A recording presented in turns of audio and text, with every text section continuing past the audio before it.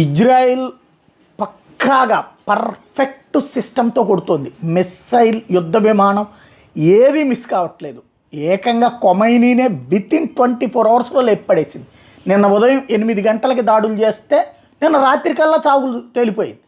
అది air strikes కావచ్చు, లేకపోతే ఫంక్షనల్ స్ట్రైక్స్ కావచ్చు, పర్ఫెక్ట్ స్ట్రైక్స్ కావచ్చు. ఇదే సందర్భంలో ఇజ్రాయలీ ఎయిర్ ఫోర్స్కి సంబంధించినటువంటి సెంట్రల్ టెహ్రాన్లో ఉన్నటువంటి కమాండ్ హెడ్ క్వార్టర్స్ని లేపడేసింది.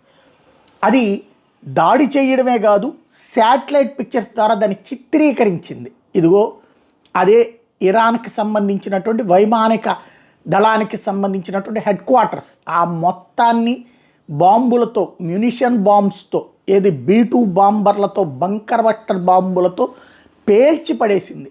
డ్రోన్లతోనే కొట్టి పేల్చి పడేస్తోంది. అన్మ్యాన్డ్ UAVలతో కొట్టి పడేస్తోంది.